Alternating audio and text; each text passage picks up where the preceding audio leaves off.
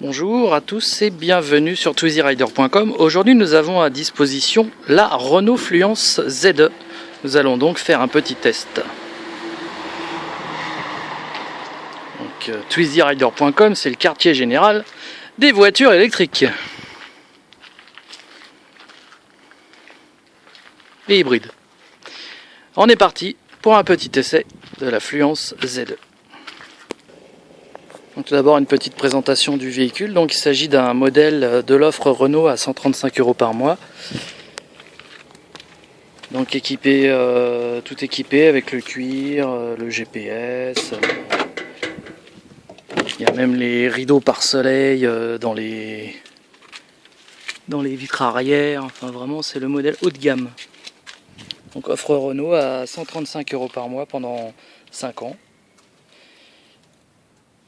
Un ami a eu la gentillesse de me prêter pour faire cet essai.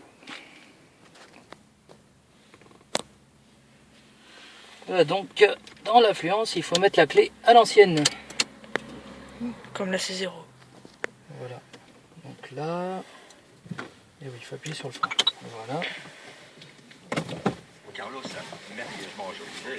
Armstrong, en réalité, ne l'a jamais raconté. C'est un humoriste américain qui a dit voilà ce qui s'est passé. Donc on ne sait pas si c'est véritablement vrai ou pas. Il est vrai. J'aurais dû demander comment marche l'autoradio parce que là, je ne sais pas comment on l'éteint. Merci d'avoir été notre invité. Tout de suite, coach, ce sont les courses RMC avec Frédéric Mati. Bonjour coach, salut Jérôme, bonsoir à tous. Cédric, tu les courses est avec nous. Salut Cédric. Bonsoir à tous. Alors on va donner la ligne du quartier avec une eau partante le 3, 18, 2, 12, 10 et 9, 153 192 € dans l'ordre. À la Kazakh League, Christophe Soumillon, Olivier Péné sont ex aequo On va baisser le son, voilà. Bon, je sais que c'est là déjà. Voilà. Donc la Renault Fluence, c'est un véhicule électrique qui a, donc c'est un véhicule à la base qui est thermique, qui a été électrisé. Donc voilà, donc ça ressemble à un véhicule classique. On est bien avec des compteurs à aiguilles, avec voilà, on a un levier de vitesse de boîte automatique, on a toutes les commandes d'une voiture tout à fait normale.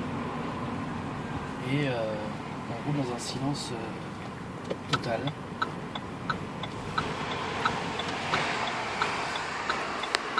Donc l'autonomie théorique du véhicule annoncé par Renault, c'est 175 km.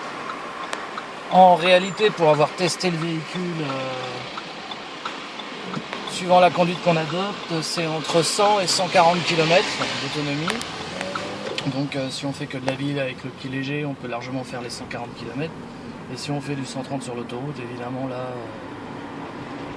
la consommation va bouffer la batterie en moins de 2. Mais bon, en autonomie en général, c'est un peu plus de 100 km comme beaucoup de véhicules électriques actuels. Donc le confort est exceptionnel dans la Renault Fluence. Vraiment là, on est dans une voiture familiale haut de gamme, très confortable, très silencieuse.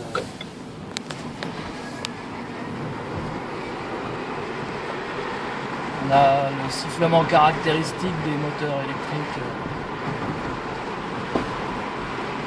à l'accélération, une puissance vraiment très correcte, ça accélère vraiment très bien, ça répond tout de suite.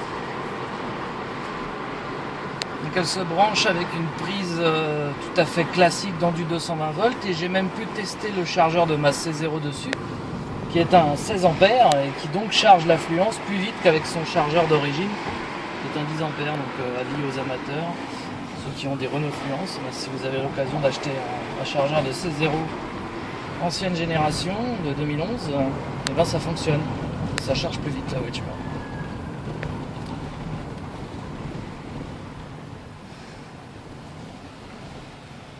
Donc la vitesse de pointe de 135 km/h. Qui fait un 140 compteur, on l'a testé aussi. Et ça y va très vite. Donc on a plein de commandes un petit peu partout.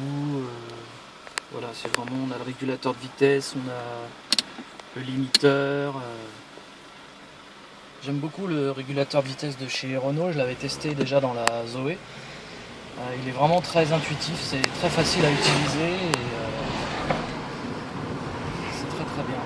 Donc Donc là on a une charge qui n'est pas complète hein, puisqu'on a pas mal roulé aujourd'hui. Donc on est à peu près il reste un quart du plein on va dire. On va faire une quarantaine de kilomètres.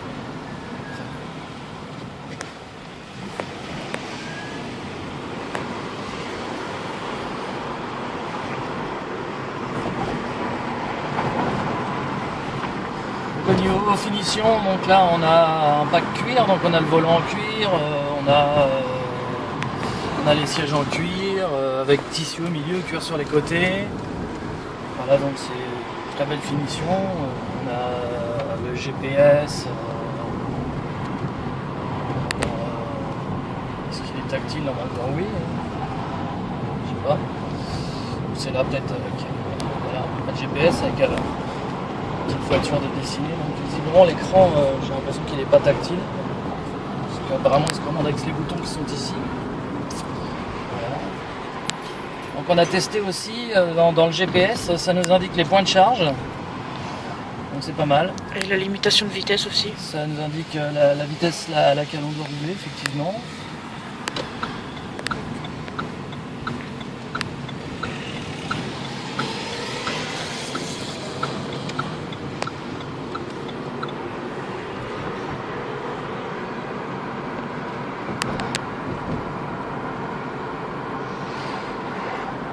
Là on va utiliser le régulateur de vitesse, donc là j'ai mis une simple pression sur le bouton plus pour conserver ma vitesse, voilà, j'ai rien d'autre à faire. Donc là je suis régulateur de vitesse réglé à 48 km/h, c'est indiqué ici, juste au niveau de la jauge d'accélération, l'accéléromètre. Donc on peut le retirer en appuyant sur le 0, voilà. Donc on sent que le moteur régénère quand on lâche tout de suite l'accélérateur, on sent que la voiture freine. Voilà. Il récupère de l'énergie.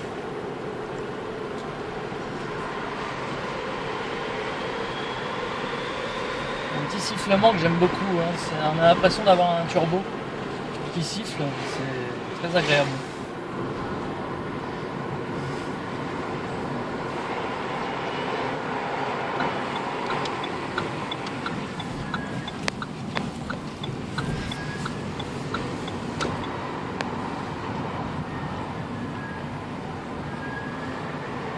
On l'entend clairement là, avec la résonance des maisons,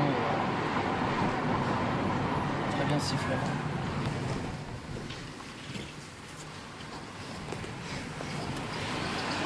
Au niveau de l'espace intérieur, on est vraiment dans une grande berline. Hein, là, pour le coup, on a de la place, on est vraiment à l'aise. On a vraiment de la qualité intérieure, même au niveau du toucher des plastiques. Là, on sent. Voilà, c'est pas dur, c'est vraiment très agréable au toucher. On est vraiment dans une voiture haut de gamme.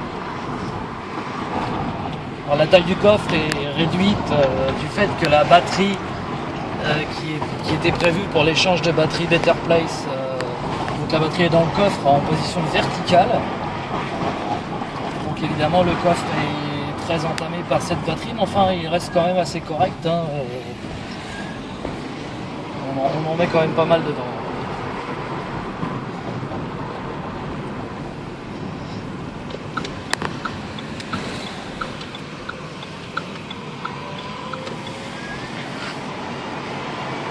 L'accélération c'est vraiment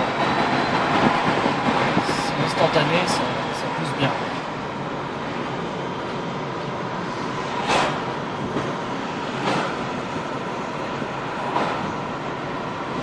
Donc le défaut qu'on va dire majeur de cette voiture, c'est qu'elle n'a pas de chargeur rapide à l'intérieur. Donc on est obligé de la brancher sur des chargeurs de maximum 16 ampères. Et donc sur un chargeur 16 ampères, c'est 8 heures de charge à peu près. Voilà, donc les bornes de charge rapide, malheureusement avec l'affluence, on ne peut pas les utiliser. On peut brancher sa fluence sur une borne de charge rapide, on l'a fait tout à l'heure chez Trio Free HL, mais elle va charger en 16 ampères. Le chargeur va s'auto-brider à 16 ampères. Et donc avec le chargeur fourni avec la voiture, le 10 ampères, c'est 11 heures de charge. Ce qui est vraiment très très long. Bon après, 11 heures de charge, c'est quand la voiture est totalement vide, évidemment. si on fait 50-60 km par jour, on la branche le soir en rentrant. Au bout de 5 heures, elle est chargée. Si on a un chargeur de 16.0, au bout de 3 heures, elle est chargée.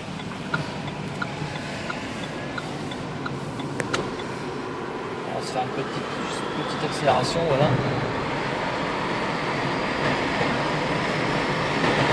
Ah, ça pousse vraiment fort. On est bien collé au siège.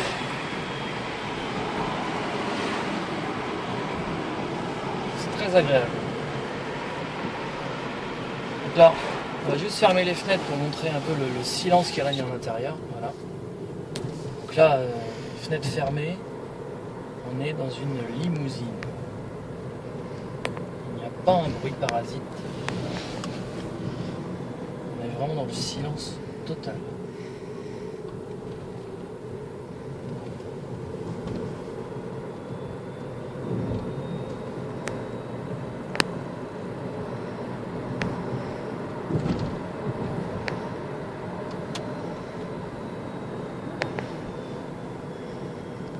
Donc c'est vrai que l'autonomie est malheureusement légère sur cette voiture parce qu'on aura envie d'aller au bout du monde avec. Alors, sachant que l'autonomie était suffisante pour le système Better Place, puisque là-bas il y a des bornes d'échange de batterie tous les 40 ou 50 km je crois, donc il n'y a pas besoin d'une forte autonomie. En revanche en France ce système n'existe pas.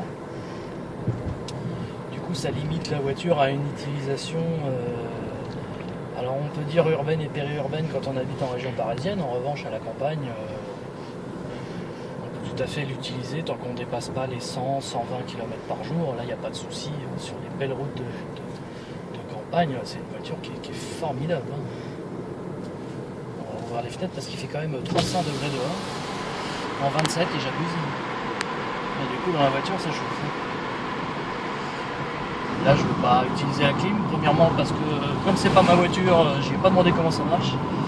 Et deuxièmement ça consomme plus d'énergie, donc on va économiser un peu d'énergie. On va plutôt se concentrer sur la conduite et le plaisir que procure cette voiture à l'accélération notamment.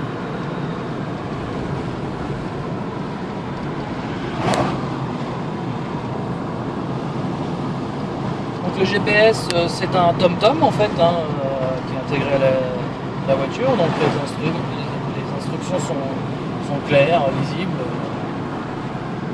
très simples.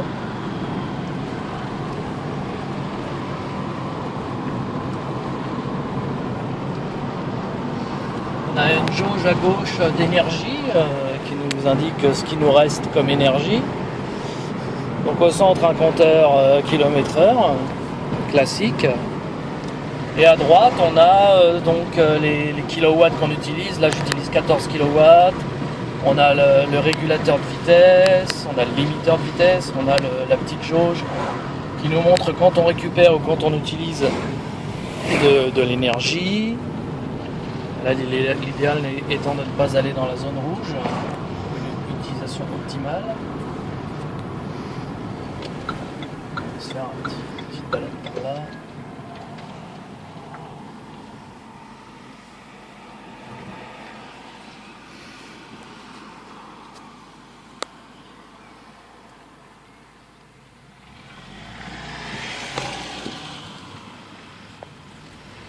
Donc c'est une traction avant avec moteur électrique à l'avant.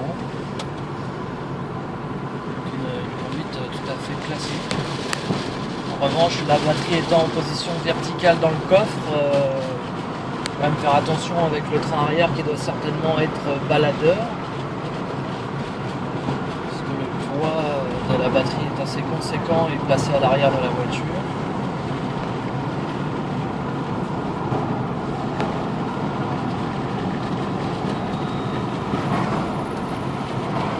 On va prendre un petit bout de voie rapide, histoire de voir un petit peu ce que ça donne sur une route classique.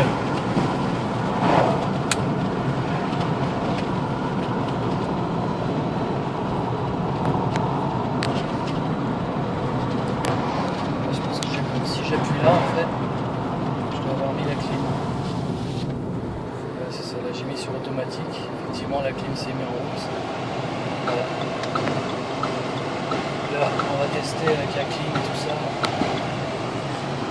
Vraiment, elle est assez simple à utiliser cette voiture.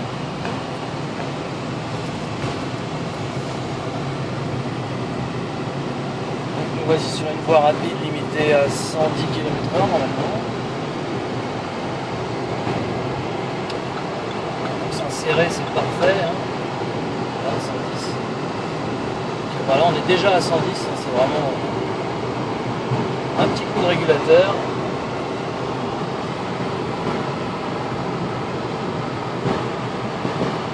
Là, même à 110 km/h, il n'y a vraiment pas un bruit dans la voiture. Hein, sur un billard.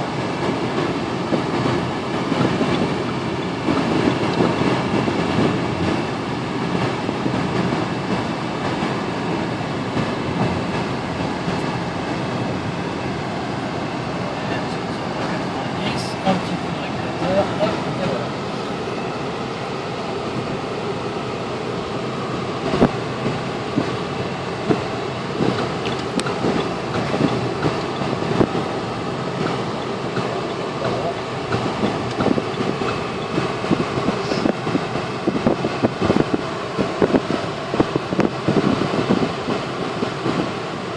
Là pour le coup, c'est vrai qu'à 135 € par mois, tout compris, c'est vraiment une sacrée affaire.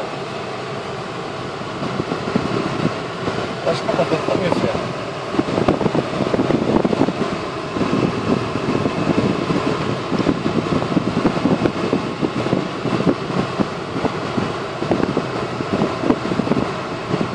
C'est vraiment un petit coup de moteur.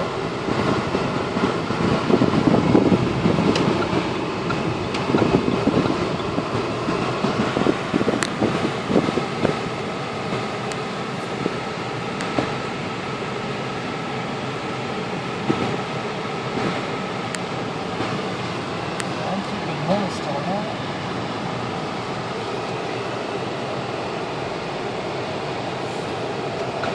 On voit un peu la sauce. C'est vrai qu'au niveau reprise, c'est impeccable.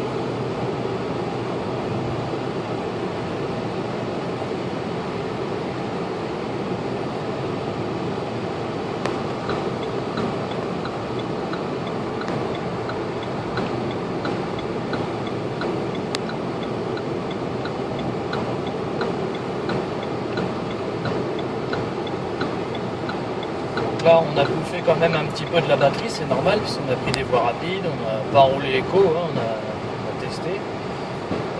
Bon, chez moi, j'ai mon chargeur 16 ampères de ma C0, je vais la brancher dessus, comme ça va charger un peu plus vite. J'ai 10 ampères embarqués.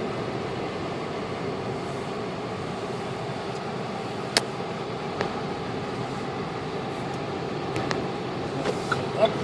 Ensuite, on envoie la purée.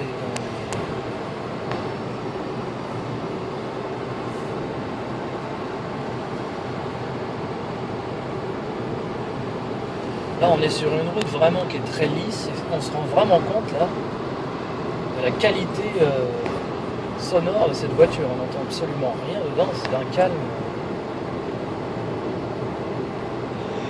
Pour le coup, c'est royal.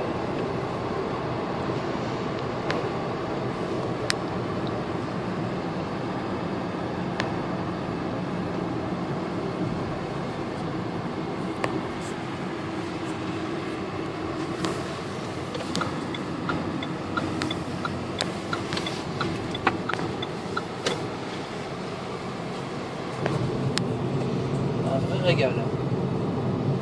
Toucher du volant aussi est très agréable. On a tout sous la main. Les commandes.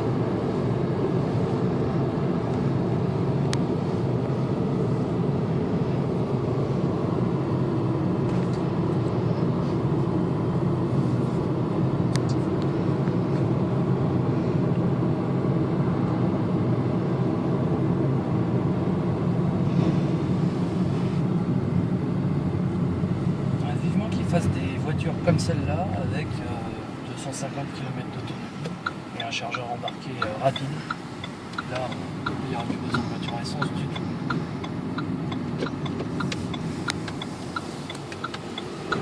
Patience, patience, ça viendra. En attendant, on peut déjà se faire bien plaisir avec cette voiture.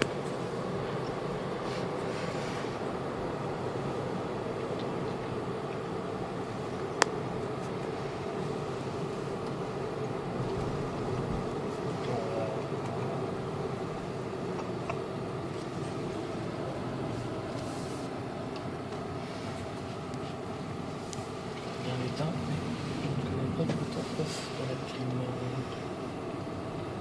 S'il est réglé sur 19 degrés. Non, j'ai appuyé sur l'éteint.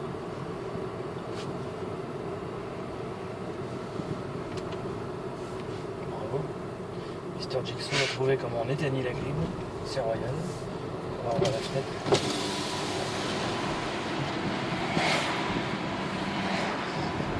Alors on sent tout de suite la chaleur quand on ouvre les fenêtres.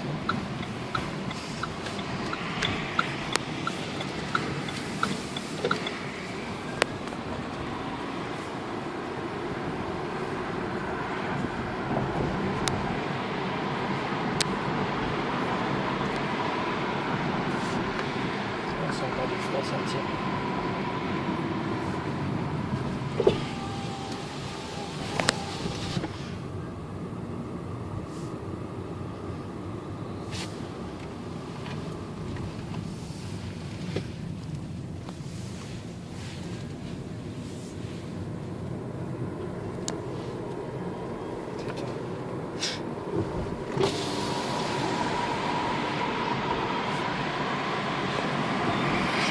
Virage Montouzy.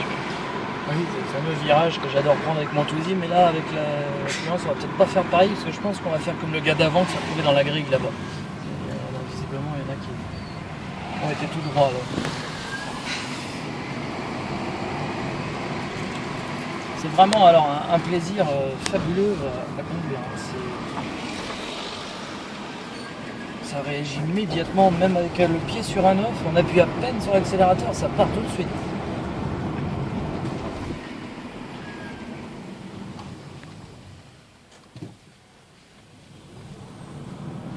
Je trouve même qu'elle a plus de pêche que la Zoe. La voiture est plus lourde mais elle fait plus de kilowatts. Et franchement, pour avoir essayé la Zoe et essayé celle-là, je trouve que celle-là a plus de pêche.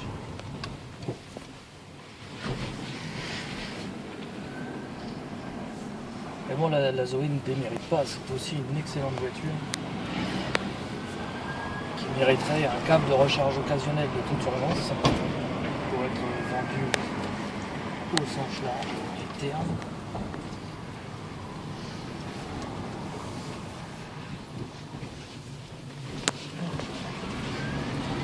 Ça c'est instantané.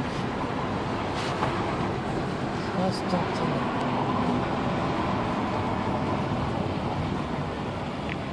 On a l'impression de conduire un V8 avec un couple camionnesque, mais sans aucun bruit.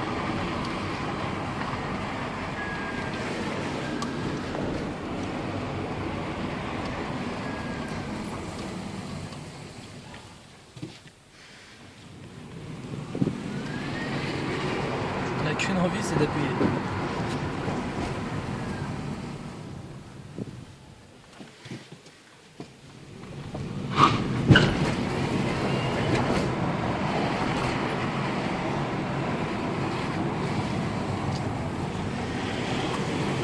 Il y a vraiment de quoi se faire plaisir.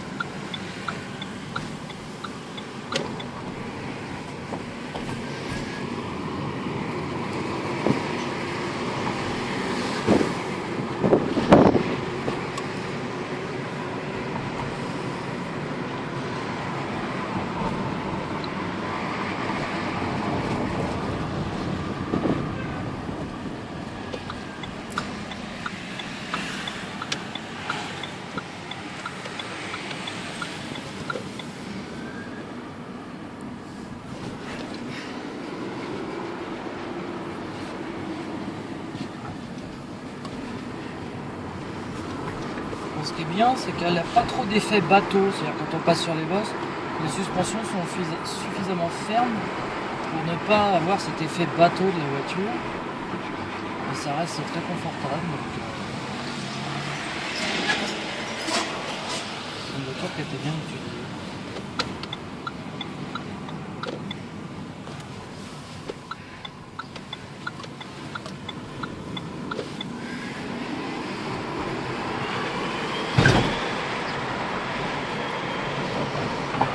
Donc là on va la recharger un petit peu quand même parce qu'on n'est pas loin de la zone rouge. Bon, je vais quand même pas lui rendre avec une batterie vide. Voilà.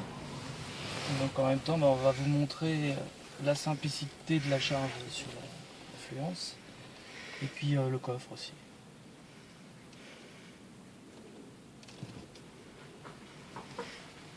Je vais même utiliser le chargeur de ma C0 tout simplement. Voilà. Tac. Et donc c'est parti pour la charge. Donc pour charger la voiture, on a une trappe de chaque côté de la voiture en avant. Donc en fait pour l'ouvrir tout simplement, il y a une petite encoche, on tire. Ensuite on ouvre ça. Voilà. Avec une prise voilà. Donc mon transfo de C0 qui est un 16 ampères. On branche sur la voiture. Là, elle va clignoter pour me dire ici. Voilà. Qu'elle est en charge. Et voilà, la charge est partie.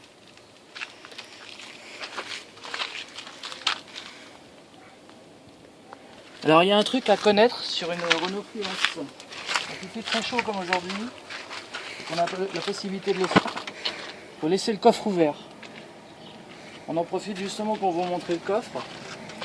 Savoir que, je ne sais pas si vous entendez, mais il y a des gros ventilateurs qui tournent et qui bouffent de l'énergie. Donc quand on charge la Fluence et qu'on laisse le coffre ouvert, les ventilateurs ont moins besoin de tourner. Du coup la batterie charge plus vite. C'est à savoir. Donc, quand on peut le faire, on met en charge et on laisse le coffre ouvert.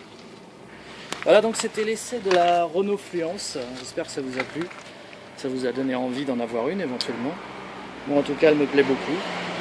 Et puis, très bientôt pour de nouvelles vidéos sur twizyrider.com avec Mr. Jigsaw en caméraman. Salut à tous.